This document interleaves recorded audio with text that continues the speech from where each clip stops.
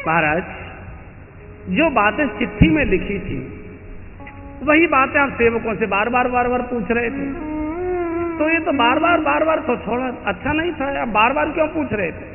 दशरथ जी ने कहा कि मैंने राम की कथा ग्रंथ में तो पढ़ ली थी, लेकिन पढ़कर इतना आनंद नहीं आया जितना आनंद कथावाचक से सुनकर आता है, इसलिए उनको सुनना चाहता था।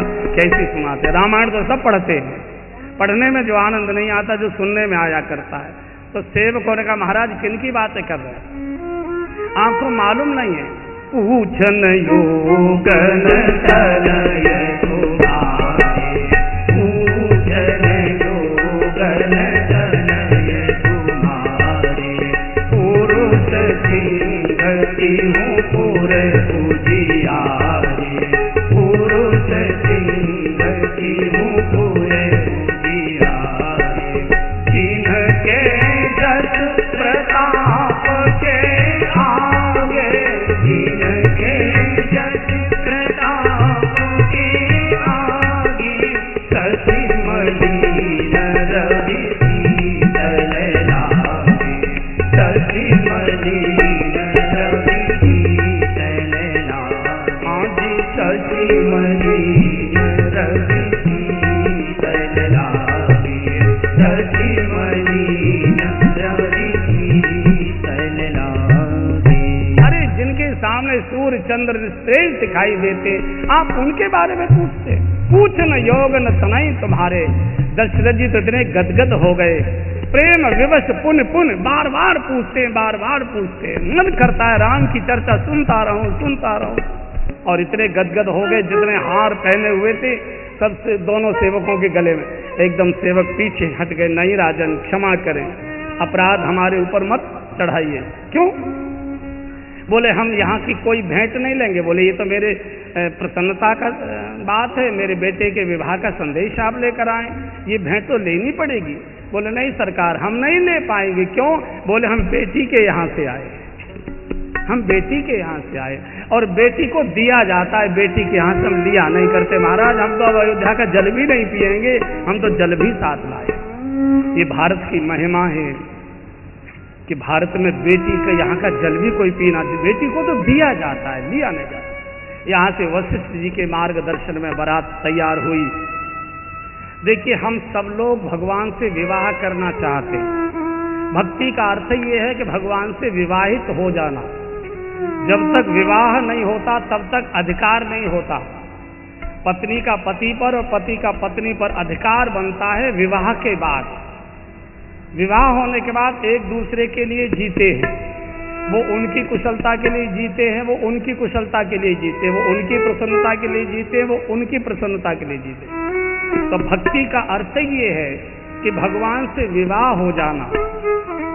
अब विवाह तो हम सब लोग चाहते हैं कि भगवान से हो कैसे? एक ब्रज की गोपी ने इस भाव में गीत लिखा है। उसने भगवान को एक चिट्ठी लिखी कि भगवान दुनिया आपके पास आ रही है गोकुल आपका दर्शन करने, मैं तो आ नहीं सकती, इतनी दूर बसी हूं कि मैं कैसे गोकुल आऊं, मैं कैसे आपके साथ बैठूं, मैं कैसे आपसे जुड़ूं। उसने इस प्रसंग में जैसे हमारे मन के भाव लिखे हों एक बार गा लीजिए। कैसे आऊं रे कन्हैया, कैसे आऊं रे सांवरिया, तेरी गोकुल नगरी बड़ी दूर नगरी। कैसे आऊं रे कन्हैया, कैसे आऊं रे सांवरिया, तेरी गोकुल नगरी बड़ी दूर नगरी। दूर नगरी रे बड़ी दूर नगरी, कान्हा दूर नगरी रे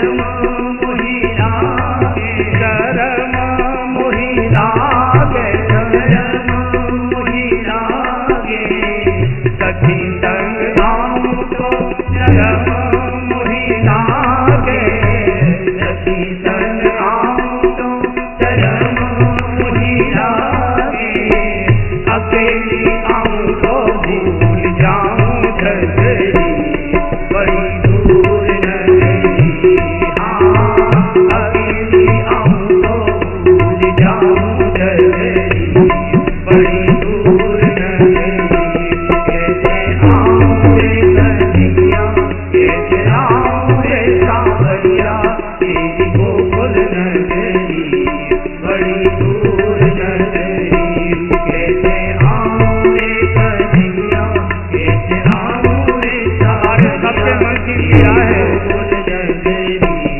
बड़ी दूर नगरी, रात में आऊं तो कान्हा कर मोहि लागे, रात में आऊं तो जीवन में अंधेरा ही अंधेरा कर है। मोहि लागे, डर मोहि लागे, डर मोहि लागे, डर मोहि लागे, डर मोहि लागे, रात में आऊं तो कान्हा डर मोहि लागे, रात में आऊं तो कान्हा और दिन में डर मोहि लागे, दिन में आऊं तो देखे सारी नगरी, बड़ी दूर नगरी, हाँ दिन में आऊं तो देखे सारी नगरी, बड़ी दूर नगरी, कैसे आऊं रे कन्हैया,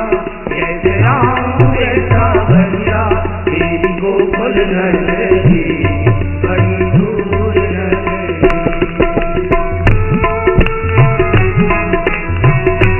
हरि बोल। अंतिम इच्छा गोपी की।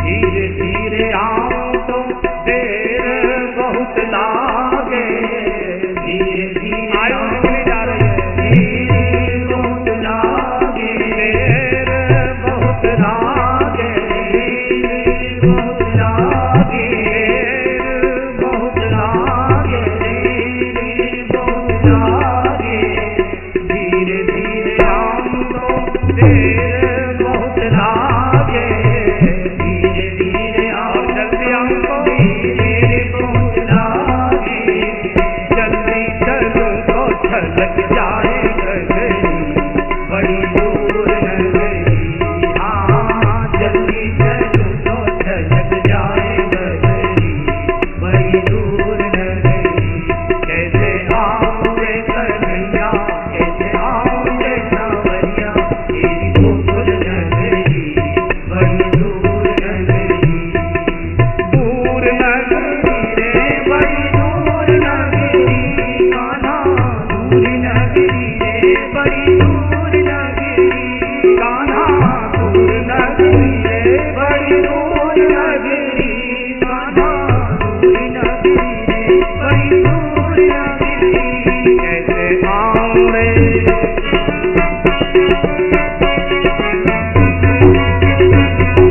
हरि बोल।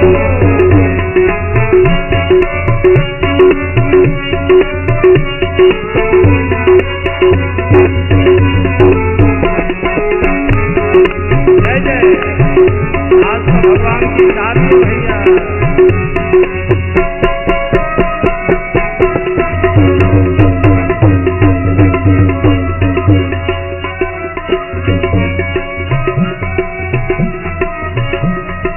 जय जय।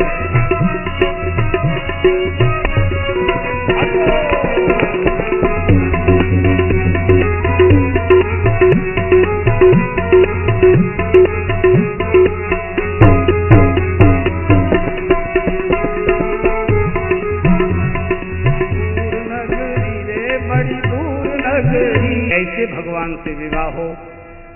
पद्धति गोस्वामी जी ने इस विवाह की क्रिया से दी। धनुष 3 काम भगवान ने किए हैं। सीता जी के विवाह से पूर्व प्रभु ने 3 काम किए। पहला, ताड़का का वध किया, अहिल्या जी का उद्धार किया और धनुष का भंजन किया, धनुष तोड़ा। ये 3 काम जीवन में करने पड़ेंगे। ताड़का वध माने जीवन की दुराशा, एक होती है आशा, एक होती है दुराशा। जो भगवान से अपेक्षा होती है उसको आशा कहते हैं और जो दुनिया से अपेक्षा होती है उसको दुराशा कहते हैं। दुराशा दुख देती है और दुनिया में बेटा बेटी भाई भतीजे कोई आपकी इच्छा पूरी नहीं कर पाएंगे, आपको रोना ही पड़ेगा। आशा एक राम जी से इसलिए कहा गया है, आशा एक राम जी से दूजी आशा छोड़ दे। तो जीवन की दुराशा को मारें। अहिल्या जी का उद्धार माने बुद्धि की जड़ता को दूर करें और तीसरे, अहंकार के धनुष को तोड़ दें।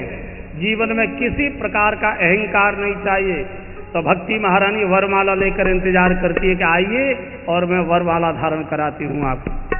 भगवान से विवाहित होना है तो जीवन में 3 चीज चाहिए। बोलेंगे तो भगवान से ही बोलेंगे, मांगेंगे तो उन्हीं से मांगेंगे, उलाहना देंगे तो उन्हीं से देंगे। जो कुछ रोएंगे, गाएंगे, रिझाएंगे, मनाएंगे, फटकारेंगे, डांटेंगे, लड़ेंगे, झगड़ेंगे, भगवान से और किसी से नहीं। आशा एक राम जी से दूजी आशा।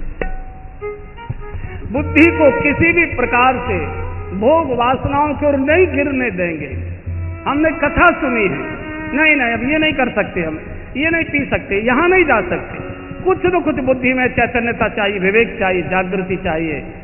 और चाहे पैसा हो, चाहे पद हो, चाहे प्रतिष्ठा हो, किसी प्रकार के अहंकार को सिर पर नहीं आने देंगे, अहंकार को तोड़ेंगे। तो भक्ति महारानी की कृपा होगी, वरमाला होगी। सब देवी देवता आए हैं भगवान का दर्शन करने मनुष्य रूप में। ब्रह्मा जी तो पागल हो गए। ब्रह्मा जी कह रहे हैं यहाँ तो मेरी रचना नहीं है। तो शंकर जी समझा रहे, बाबा बूढ़े हो गए, सठिया गए हो, सिर्फ समझाए देव सब। किनकी शादी में आए हो? ये जगत के माता पिता की शादी हो रही है। और तुमको मालूम है ये कौन है जिनकी शादी हो रही है? कौन है? जीन करना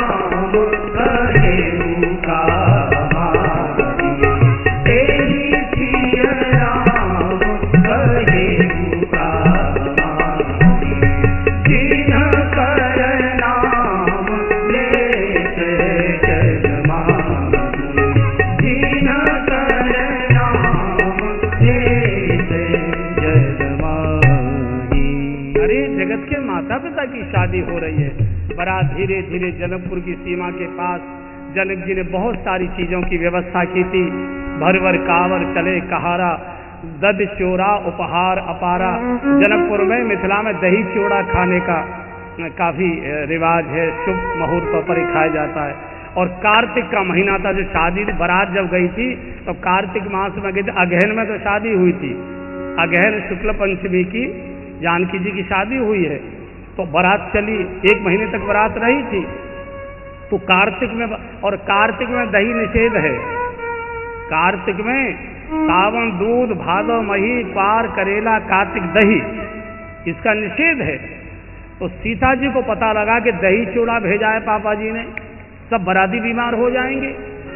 और आपको ये मालूम है, आज बहन लोग बैठी हैं उनको मालूम है, जब बेटी की शादी होती है तो बाकी लोग, कोई ढोलक बजा रहा है, कोई गीत गा रहा है, कोई नाच रहा है, कोई कुछ कर रहा है, और बेटी घर में कमरे के कोने में बैठी भगवान से प्रार्थना करते, हे भगवान बारात की सकुशल विदाई करा देना, मेरे पिताजी की नाक नीची न हो जाए, मेरे बाप की नाक न कट जाए। ये हर बेटी को चिंता होती है कि मेरे बाप की नाक नहीं कटनी चाहिए, हमेशा उसकी एक